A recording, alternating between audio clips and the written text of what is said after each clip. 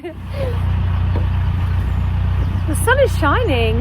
Wow, it's gorgeous today. It's so beautiful. The garden has just come to life with the tulips and daffodils at the front of the boat. And today I am going to talk about why I am narrowboating, what I want to get out of my narrowboat life as we cruise on this gorgeous day and visit somewhere very special, which all ties in, I think.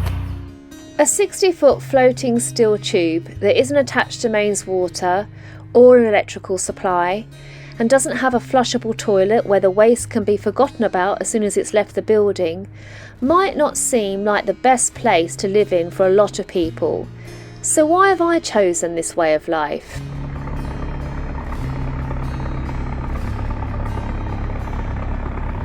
Safety goggles on. Let's go.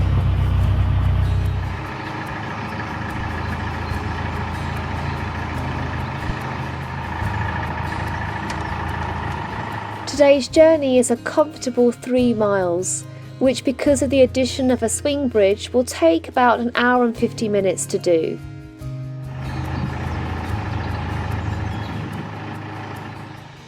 $1 hour 50 minutes to do a 3-mile journey is definitely not the life for an adrenaline junkie.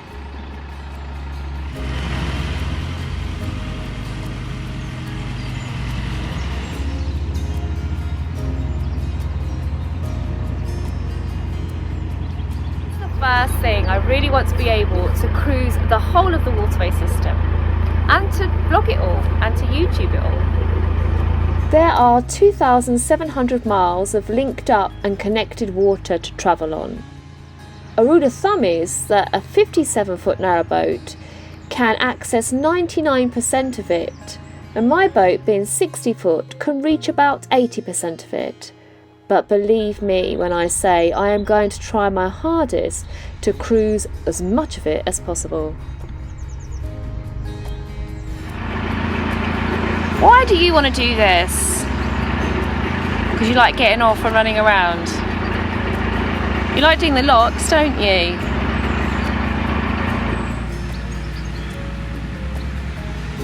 The spring bulbs are all flowering. Isn't that beautiful, that boat? Gorgeous.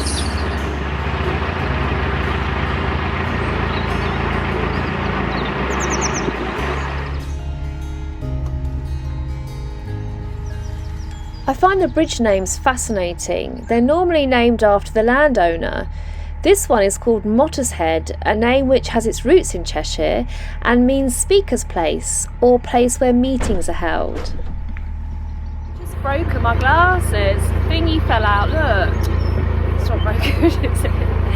That's gorgeous because you can hear the chiff chaff really chiff chapping this morning all the way along here. That chiff chaff. Oh, I'll point it out when I hear it again. Yeah, but it's not just about visiting the waterway itself. It's about also paying attention to the little villages, the little towns, and the nature in those areas. Oh, there you go. That.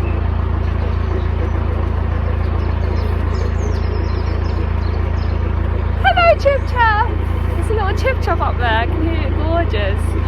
Oh, it's the sound of spring, makes my heart lift.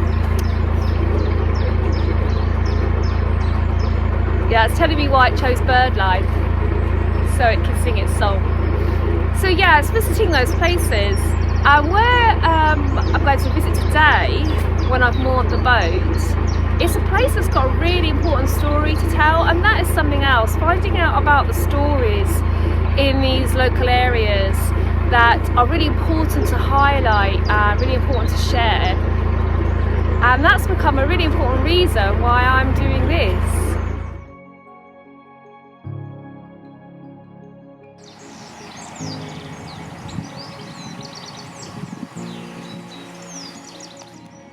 It's such an advantage to mimic a bee if you're a drone fly, because then predators will think you've got a sting and they won't eat you.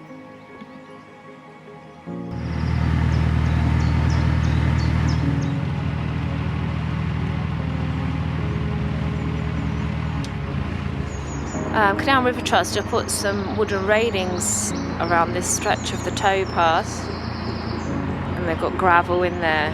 boat. It looks like they've been collecting a lot of canal weed actually. Maybe it's just to protect this little bit of the bank here where the butterbird's really flourishing. Look at that.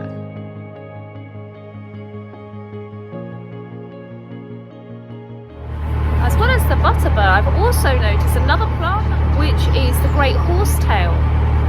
That's a spectacular looking plant. I filmed it a couple of weeks ago actually.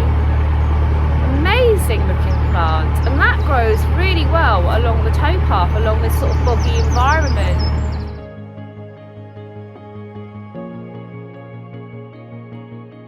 And before the days of scouring pads, it was great for scrubbing dirty old pans.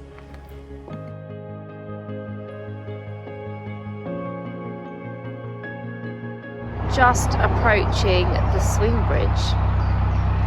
I don't think it's a busy road, but I always get nervous at swing bridges that where the traffic is involved and there's instructions to read. Camera menu. When this swivel bridge was constructed, it was the only of its kind to carry a public highway. The original bridge here lasted over 100 years before it needed replacing. Time delays. So you've got to be patient. It says be patient.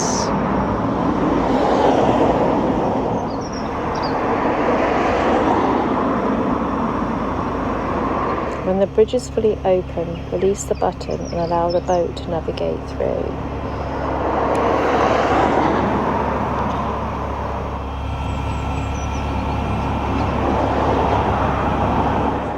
Really? Oh, right. Last week and then once this week. Oh, wow, that's spooky. Been held up now twice. At the moment, this is doing what it's supposed to do. There we go. Well, thank you. You're welcome.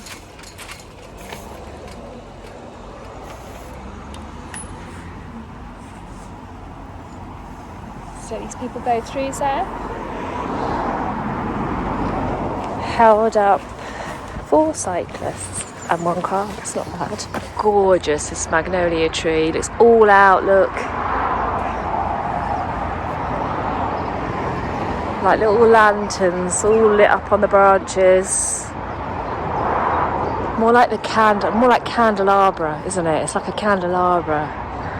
Look at that. Another reason why I want to do this live is because I wanted to try and live more sustainably. So I wanted to reduce the amount of resources I was drawing from in terms of drawing from the planet. I wanted to use less, so create less waste, and I want to try and generate electricity using solar. Somebody mentioned a wind turbine.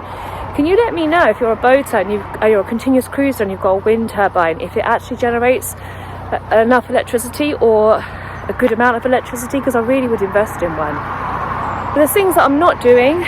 So obviously I burn wood to keep warm in the winter, and I'm still using fossil fuel diesel because I can't get hold of HBO. Sorry to bang on about that, but that's a big thing for me.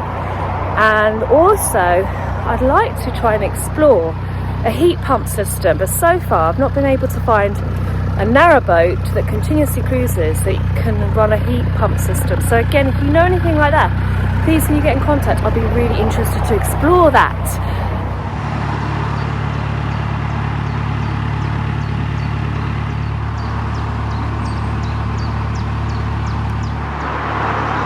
Now this bridge leads to Sutton Reservoir. And I went to take a closer look at it the other evening, then ended up stumbling upon a total gem of a place. Climbing up the reservoir this evening at Sutton Reservoir.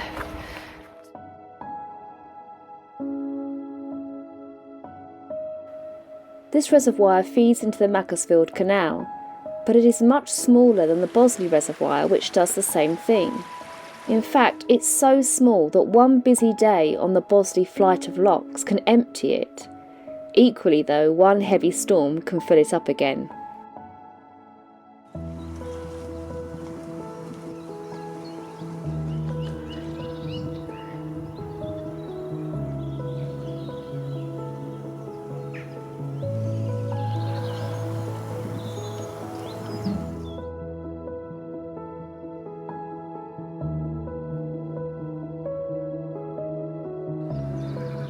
called a candy flower.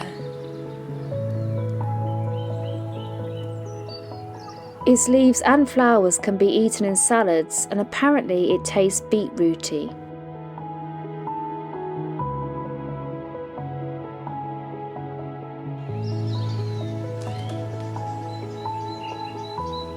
But if you continue on behind the reservoir and follow the footpath, you end up somewhere really special. Right, it's just ahead, behind where Zephyr is, and you can see the church in the distance. Never been there before, but doesn't it look like a magical place to visit? Let's go and see what it looks like. It astounds me that this bridge behind is so beautiful, and it looks like it's built to go over a stream, like not even a river or a canal.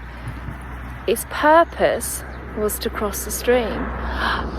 The car's just gone over it, and the cars can't even see its beauty. These two are going for an evening walk as well. Alright, Seth. Go left now to get to the village. There's some crazy carvings in the children's playground. No wonder there's no kids here. I reckon they're frightened half to death. Look, it's quite scary in a children's playground to have that. It's very well done though. And the first house I come across in this village has this in the front garden. I think they've got a scarecrow competition in this village because there is something else on the right hand side here. It's one of the Spice Girls. Here's another one. Who's this? They're very good for scarecrows. It's not like just stuffing a carrier bag with some straw here. This is like proper stuff. This is a singer because they've got a guitar. Oh, I should know this. I bet you all know who that is. It's not Ed Sheeran, is it? Because the hair's the wrong colour. If I'm being honest, that is more like the scarecrow that I would have made. This looks like Peter Rabbit. Is that Peter Rabbit? Yeah. Seth, there's a rabbit there. Is that the Violet Beauregarde from Charlie and the Chocolate Factory? Look at this one. Is that the rabbit from Alice in Wonderland? Anne Boleyn?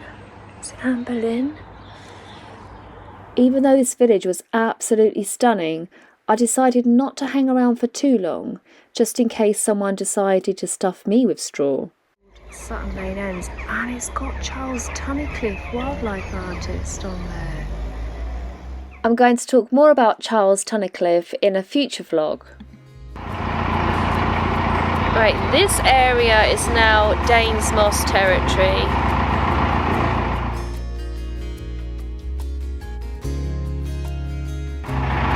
I think you go through the trees to get there, so we'll explore that.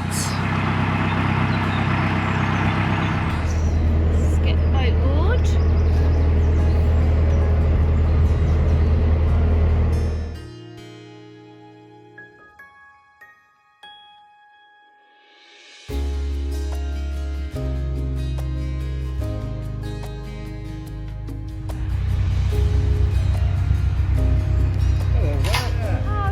I'm just out and about cycling today. Are you? So I live in Bollington. Oh wow. Yeah, so I'm going along here dropping my sisters and back up now, back to Bollington, like, you know. And that's another reason for choosing a life by the water. There are always so many friendly people to chat with on the towpath. Well, dudes. Bye now. Bye.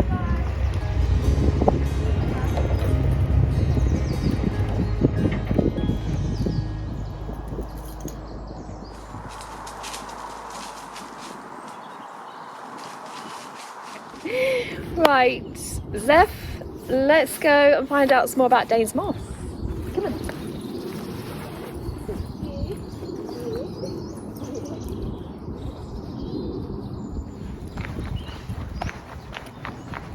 I think, according to Jake, who I've just met on the towpath, he said there's a little way in. Up here on the left. But wait, let's have a sniff.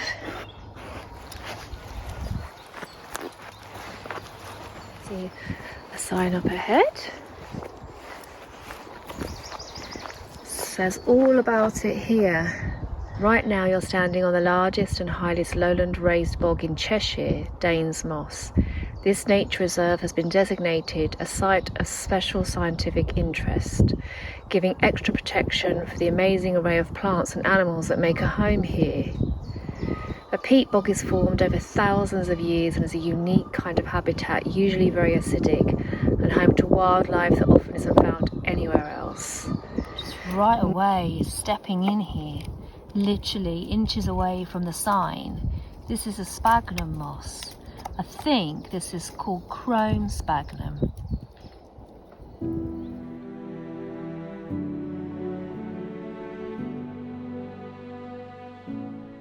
Sphagnum moss suppresses bacterial growth, which is why it was used to dress the wounds of soldiers in World War I.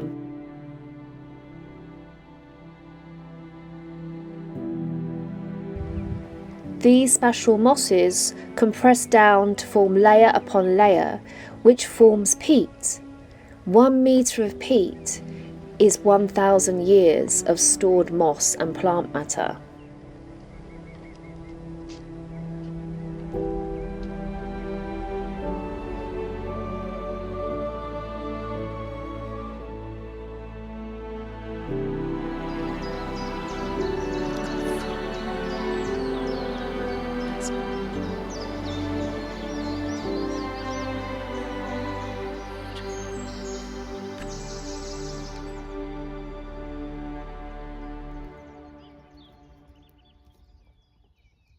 I think that bird over there is a reed bunting.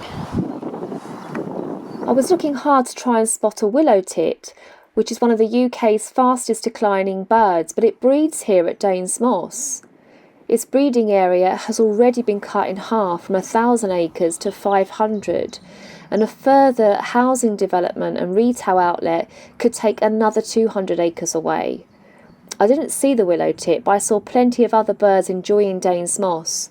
So I went back to my boat and signed the petition to protect this vital habitat.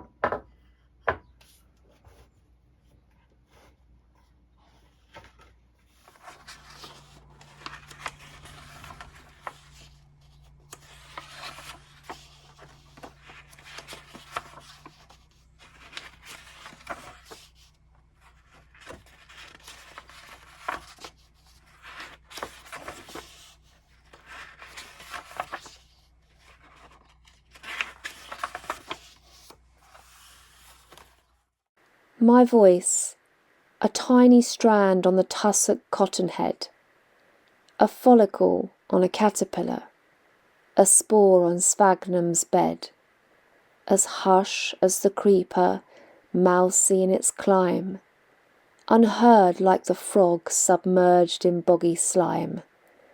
But use it I will, to celebrate the sights I see along the water. I'll tell of their delights, I'll share the things that bring joy into my heart, but I'll raise it if these places are ever torn apart.